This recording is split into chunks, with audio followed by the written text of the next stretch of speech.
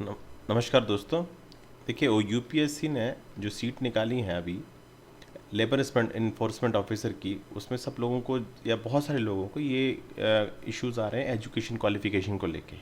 Because education qualification में लोगों को इसेंशियल वाले जो टैब है उसमें दिक्कत आ रही है, क्योंकि इसमें दो चीज़ लिख रखी है, degree in any discipline with commerce economy और सोशियोलॉजी और सोशल वर्क, और दूसरा है डिप्लोमा इन लेबर और लेबर रिलेशनशिप। और ये आप खुद सोचिए, फॉर एग्जांपल आप भूल जाइए कि ये दोनों दोनों को भूल जाइए, बस इंपॉर्टेंट चीज़ याद रखिए कि क्या क्या है। अगर इस हिसाब से बात की जाए तो डिग्री वाला जो बंदा होगा, आप मैं इसमें एडिट करता हूँ डिग्री वाला ऑप्शन में, मैंने ये सेकंड को फर्स्ट, फर्स्ट को सेकंड कर दिया है, जिस क्रोनोलॉजिकल ऑर्डर में इसमें दिया है एसेंशियल वाली कैटेगरी में। तो एडिट करता हूँ। जैसे अगर एक बंदा है जो कि एचआर में उसने पढ़ाई करी है, लेबर लॉ रिलेशनशिप उसने पढ़ाई करी है, बट अगर मैं देखने जाऊँ तो डिग्री में अगर मैं क्लिक करता हूँ तो डिग्री में कॉमर्स है, इकोनॉमिक्स है, सोशल वर्क है, सोशोलॉजी। अब एचआर वाला बंदा कौन सा टॉपिक चूज़ करेगा इसमें? आप खुद सोचिए कि ये कोर एरिया है एचआर वाले का, ये जिसने इंडस्ट्रियल रिलेशनशिप पढ़ा हुआ है उसके ऐसा कोई सब्जेक्ट नहीं आया है एचआर में। अगर आप एमबीए देख लीजिए तो सोशल वर्क और सोशोलॉजी वाला सब्जेक्ट नहीं है। ये सोशोलॉजी बायो में ये बीए में आ जाता है, और social work I think sociology का कोई सब्जेक्ट अगर बनता होगा तो उसी के अंदर आता है। ये आपका एचआर के अंदर नहीं आता। और अगर आप चाहें तो मैं आपको अपनी डिग्री दिखा देता हूँ। मैं खुद एमबीए क्वालिफाइड ग्रेजुएट हूँ और मैं अपने सब्जेक्ट दिखा देता हूँ, आप ये खुद देख लीजिए।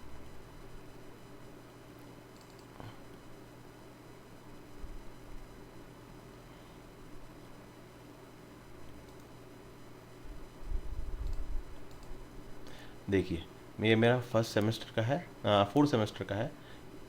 देखिए BE industrial relation, organisation development, human resource development, international finance, आपको ये सब्जेक्ट है पहला, इसमें कुछ नहीं है। दूसरा देखिए BP strategic information, strategic human resource management, financial services. तीसरा देखिए concept of management, manager economics. इसमें सोशोलॉजी आपको कुछ भी नहीं मिलेगा। इसका मतलब क्या है, जो एचआर का बंदा है जिसने ये पूरा पढ़ा है उसके पास सोशोलॉजी नहीं है, इसका मतलब वो भर नहीं सकता।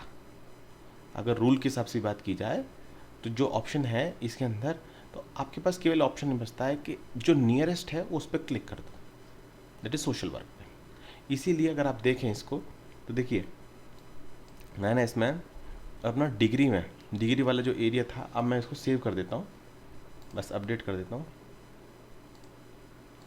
देखिए अदर्स में और डालिए एचआर ह्यूमन रिसोर्स।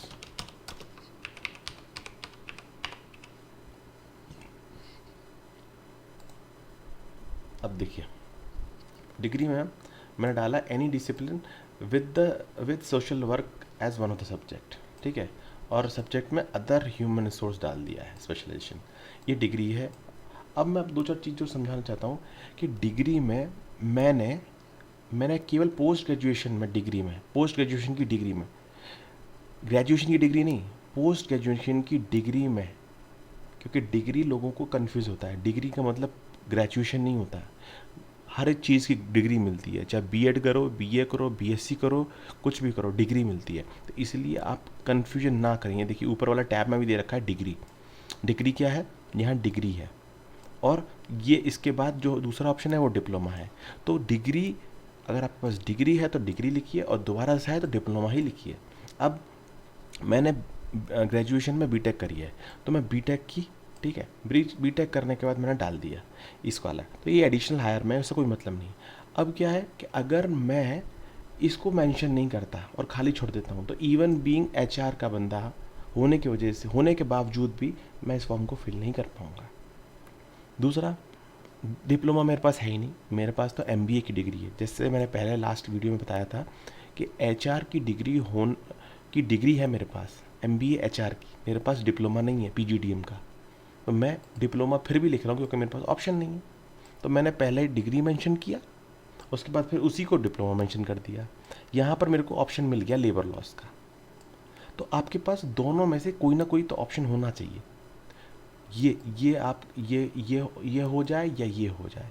परेशानी क्या आ रही है कि जनरली लोगों को अपने ऑप्शंस नहीं मिल पा रहे, और जब ऑप्शन नहीं मिलेंगे तो लोगों को कन्फ्यूजन चालू होगी कि ये हो क्या रहा है, और मुझे अगर फॉर्म गलत हो गया तो क्या होगा। पर आपने लास्ट पॉइंट और इसे देख लीजिए ढंग से, qualifications are relaxable at the discretion of UPSC for reason to be recorded in writing in case of candidates otherwise well qualified। अगर well qualified है तो रिटन में रिटन में लिखा जाएगा। पर मैं आपको बता रहा हूँ, इस बार पहले से ज़्यादा लोगों को इस बार मौका दिया है इस एग्ज़ाम को लिखने के लिए। बताता हूँ कैसे। पहले केवल सोशोलॉजी और सोशल वर्क वाला एरिया कवर था, ठीक है। इस बार आप देखें, जैसे मैंने ह्यूमन रिसोर्स की बात करी, अगर आप लॉ डिपार्टमेंट को भी देखिए, क्योंकि लॉ के अंदर भी ऐसे रूल्स और लॉज आते हैं, क्योंकि इंडस्ट्रियल रिलेशंस में भी सब में जहाँ लॉ और एक्ट की बात हो जाए तो वहाँ लॉ तो जाना ही जाना है। तो अगर आप देखिए, अगर आप चाहें तो आपको भी ये पसंद में आ जाएगा कि अगर डिग्री की ही बात करता हूँ मैं, ठीक है, अब मैं डिग्री की बात करता हूँ। अब डिग्री में देखूँ तो मैं तो लॉ वाले के हिसाब से तो मैं सोशोलॉजी भी डाल नहीं सकता। लॉ वाले के हिसाब से तो मैं सोशोलॉजी और सोशल वर्क में डाल सकता, क्योंकि दोनों में सब्जेक्ट में से कोई नहीं आता क्वालिफाई करने के लिए। इसका मतलब क्या है, मेरा ही सब्जेक्ट लॉ वाले भी नहीं भर सकते। मतलब एचआर और लॉ जिनका ये कोर एरिया है, ये लोग नहीं भर सकते इसके हिसाब से, ठीक है। और जबकि डिप्लोमा में लॉ वाले लेबर लॉज का लॉ वाला भी भर पाएगा। इसका मतलब क्या है कि जहाँ तक ये इशू है, क्योंकि ये ऑप्शन प्रॉब्लम जो है, ये प्रॉब्लम है आपकी ओवरऑल और की। अगर इसमें और लिखा होता तो बहुत चीज़ें आसान हो जाती। बट अब हर चीज़ के लिए आप यूपीएससी को ऊपर नहीं दौड़ सकते, इसीलिए यूपीएससी ये सब चीज़ें डाल के रखता है, ये नोट वाले ऑप्शन और ये इन event of unless you fill required qualification by selection qualification type education qualification module will not be treated as complete and you will not be able to finally submit your application। ये सब चीज़ जानबूझ के लिखी जाती हैं जिससे कि अगर कोई बात हो तो रीज़न ये दिया जाए। सबसे बड़ी बात यह है कि यूपीएससी कॉन्स्टिट्यूशनल बॉडी है, वो किसी के साथ ये भेदभाव नहीं कर सकती, क्योंकि आर्टिकल नंबर 14 खुद बोलता है इक्वलिटी बिफोर लॉ। तो भाई पहले जो चीज़ जो पहले लॉ है, ह्यूमन रिसोर्स वाले हैं, इंडस्ट्रियल रिलेशन है, इनके पास तो डिग्री के ऑप्शन के हिसाब से, इनके पास जब डिग्री के हिसाब से कोई ऑप्शन है ही नहीं कि डिग्री में भर सकें, तो फिर तो इसका समझ लीजिए जो मेन लोग हैं वो तो भर ही नहीं पाएंगे, जो बात सबसे इम्पोर्टेंट है। इसीलिए आप अपना फॉर्म, अगर आपने एक बार भी पढ़ा है तो इसको, जो भी आपको ऑप्शन नियरेस्ट बनता है इस वाले ऑप्शन में, जैसे मैंने इसमें डाला था ना आपको, इसमें डिग्री में नियरेस्ट जो ऑप्शन बन जाता है, जो सब्जेक्ट नियरेस्ट आपको लगता है पास में है, वो डाल के अपनी वही डिग्री अपलोड कर दीजिए जो आपकी पहले है। और देखिए इसमें क्या है, इसमें क्या है, मैंने तो दोनों में एक ही डाला है। मतलब मैंने पोस्ट ग्रेजुएशन ही डिग्री में डाला है, पोस्ट ग्रेजुएशन ही उसमें डाला है। देखिए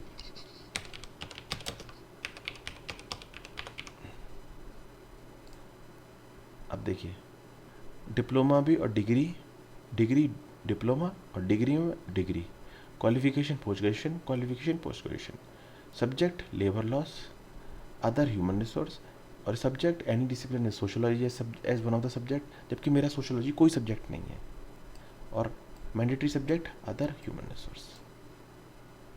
और भी डाल सकते हैं, सोशोलॉजी तो है नहीं। बट आप बड़ी कोचिंग से आप पता कर लीजिए कि अगर ह्यूमन रिसोर्स वाला एग्ज़ाम नहीं भरेगा तो कौन भरेगा, या लॉ वाला नहीं भरेगा तो कौन भरेगा, क्योंकि सारे के सारे इस एग्ज़ाम में सारे के सारे केवल लेबर लॉज ही पूछे जाते हैं, मेजॉरिटी जिसे बोलते हैं, जो मेन सब्जेक्ट होता है। इसीलिए आप चिंता ना करें।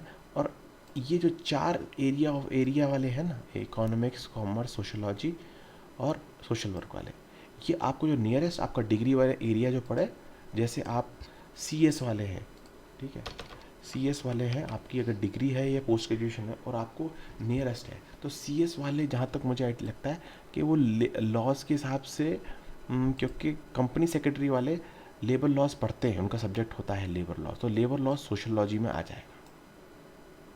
और सपोज़ कीजिए BA है तो BA वाला भी सोशल वर्क में आ जाएगा, बैचलर ऑफ आर्ट्स वाला, वो सोशल वर्क में आ जाएगा। एक्चुअली होता क्या है, यूपीएससी का कंसेप्ट होता है, उसे कहते हैं रिक्रूटमेंट वर्सेस सिलेक्शन। अब रिक्रूटमेंट वर्सेस सिलेक्शन। रिक्रूटमेंट और सिलेक्शन में ये फ़र्क होता है कि सिलेक्शन बात करता है नेगेटिव की, मतलब वो ज़्यादा से ज़्यादा लोगों को छटनी कर देता है जिससे कि लिमिटेड लोग ही एंट्री कर पाएँ। पर रिक्रूटमेंट क्या कहता है, maximum number of people should need to be selected so that from them we can get the best people. तो इसने क्या किया है कि केवल पहले एचआर और लेबर लॉज वाले ही भर पाते थे, इस बार रास्ता खोल दिया है कॉमर्स और इकोनॉमिक्स वालों के लिए भी, समझिए। तो आप अपना क्वालिफिकेशन, और ये है दूसरी बात, सबसे बड़ी बात ये है कि आप वीडियो बन रही है आपकी, ये चीज़ आप चाहें तो कोर्ट में भी दिखा सकते हैं अगर आपका रिटन क्वालिफाई हो जाए। सबसे बड़ा इशू ये है कि अभी फॉर्म तो हर कोई भर रहा है, पर आप कुछ पता है इतने लड़के बैठे हुए हैं, ये वैकेंसी ही 5-5 10-10 साल में आती है, और कुछ लड़के इसी एग्ज़ाम की तैयारी में बहुत समय से लगे हुए हैं। अनफॉर्चुनेटली मेरा एग्ज़ाम मैंने 2017 में दिया था और 5 साल के बाद मेरी एज ओवर हो चुकी है। तो ये आप समझ लीजिए, इस एग्ज़ाम को जो पास करने के लिए बैठे हैं ना, वो 5-5 साल 6-6 साल से लगातार पढ़ाई कर रहे हैं, ना ही लगातार कर रहे हैं, पर इस एरिया से जुड़े हुए हैं। तो आपको इतना आसान नहीं होगा क्लियर करना एग्ज़ाम, रिटन क्लियर, याद रखिए, पूरे दिन बैठ के लगना पड़ेगा इसमें, सिविल सर्विस की तरह से।